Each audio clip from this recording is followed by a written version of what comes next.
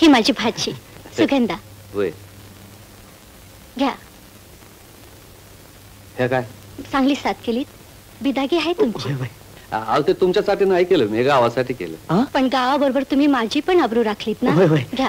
नाही नाही, पैसे नगत मला.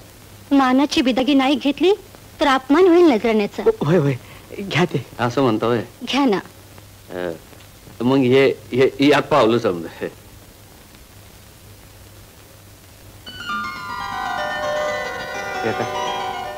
त्या हाताने तुम्ही मला साथ केली, त्या हाताची पूजा केली असं समजा.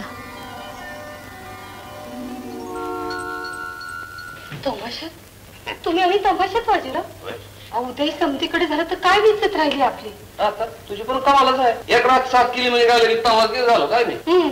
अहो हंडाभर दूध नाचायला एक मिठाचा खडा पुरतो की. अगे 10 गावच्या लोकांनी माझा जय जयकार केला. तो ऐकला असतास तर तू पण नाचली असती. पुरं मी आणि कशाला नाचू. ती तमाशातली बाई नाचली असेल की तुमच्यासारखं तबजी मिळालं म्हणून. तू सदा कदा माझ्या तबल्याचा दुस्वास करतेस.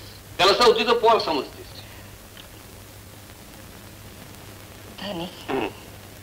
राग मानू नका, पण माझी आपली एडीची हा एक खोई समज. आपण नवऱ्या संग राबावं, खूप खूप कष्ट करावं, खंडीच्या जागी 2 खंडी पीक काढावं.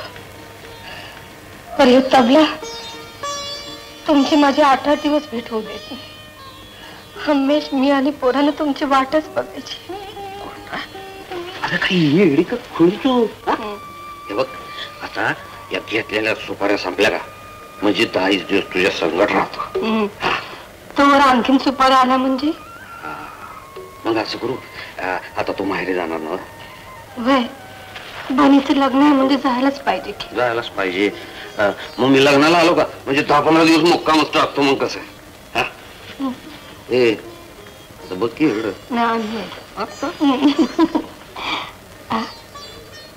गजरा आणि कोणी दिला. बाबू भैया तुम्ही आणि हित.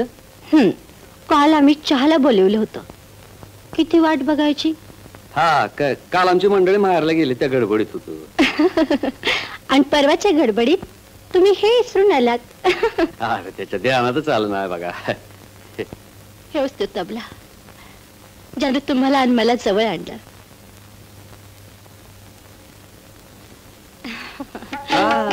बायकांची कामं होती. लईला गच पकडावं लागते लगामावाने. मग तुम्ही शिकवा की लईला कसं घट पकडायचं ते. असं नव असं नव. हे ना धेन धेन ना धेन धेन ना. अहो गाड्या झोपून कवाच्या तयार आहेत. चला लवकर, अरे सासवडला पोचायला उशीर होईल. हा सासवडला जाणार होय. होय आज सासवडला तमाशा आहे आमचा. आणि आम्ही सासवडला भजनाची सुपारी घेतली होत्याची. हो होय. मग उद्या जायचं ते आजच चला की आमच्या बरोबर.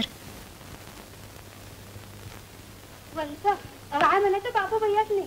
भलीच्या लग्नाला नाही आलं, भजनाला देखून नाही आलं. काय ईश्वरला वाटतं आपल्या सासूरवाडीला नाही हो. असं कसं होईल. येतील की एकतर. मला म्हणाले होते की संधी कामं उरकली की 8 दिवस राहायला म्हणून येतील. अहो बापू भैया येणार नाहीत म्हणून सांगाव घेऊन आलो मी. अहो कसं येणार. गेलं 15 दिवस तुमचं बापू भैया आमच्या शेवंताच्या बारीत ठेक्या. कलावंत त्यातून जमिवता जमिवता सूत कधी जमलं काय पत्त्या जिंकून लागला नाही. नाही हे समज खोट आहे. हे समज खोट आहे. माझं धनी तसं नाहीये. तुम्ही काय तरी सांगता. अहो म्या बापडा कशाला खोटं बोलू. काल सांच्याला पावसानं गाठलं तेव्हा शेवंता सकट समद्यांचा मुक्काम इंदुर्नीलाच आहे. तुमच्याच घरात. भाऊ मला आताच्या आता इंदुर्नीला जायचं. मी आता इथे थांबणार नाही. मी आता इथे थांबणार नाही. दादा तू थांब. मी बघते. अरे ये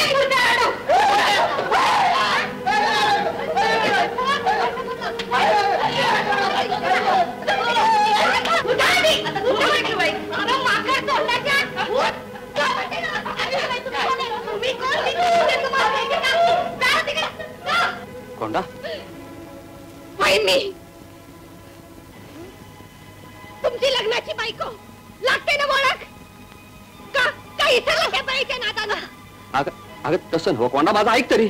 अगं काल रात्री लई पाऊस आला आणि अंगात तापी लई होता म्हणून काय झालं माझं घर म्हणजे काय धर्मशाळा नव चालते हो इथून. कोंडा तुम्ही का बसा. अहो हिच्या जागी माझी सखी भान असली तरी सुधीर हेच केला असता. चालते हो इथून म्हणते ना बापू.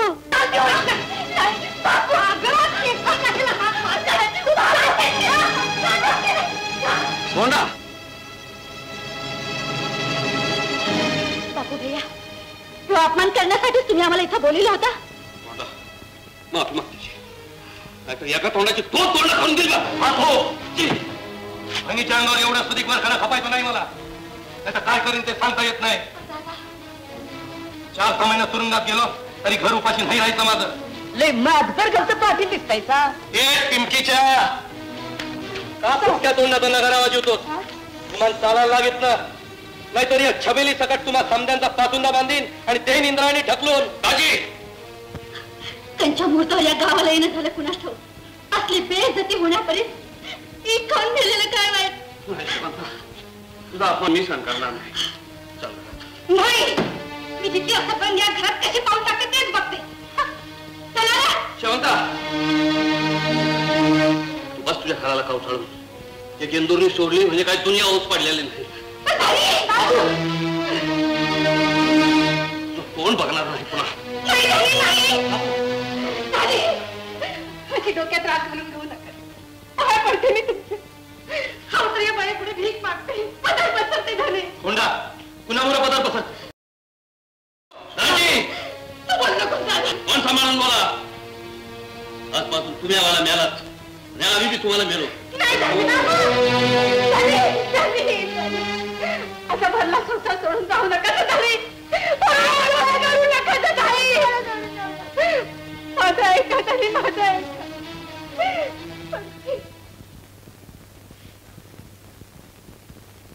कोंडा अक्का तुला असंच म्हणायचे ना हे समज माझ्यामुळेच घडलं. गावच्या इज्जती बाई मी त्याला तमाशात उभं केलं तरी इथे विपरीत रामायण घडलं. राम सीतेला सोडून भलत्याच बाईच्या फंदात पडले. अजिबा कोंडा तुमची फन आहे तशीच मी बी तिला माझी फनच समजतो. माझ्या हातून अपराध घडला खरा. काय शिक्षा द्यायची असेल ती द्या. जाऊ दे पाटील. नशिबात असेल ते टळत नाही कधी. तुम्ही मात्र निमित्ताला कारण ठरलात एवढंच. पण मला सांगा एवढं सगळं करून बापू भैया भेटलं काही बोललं का तुमच्याशी. भेटला. पुण्याला शेवंताच्या फडामध्ये भेटला. बरं आहेत ना. बरा आहे. तो यायला तयार नाही.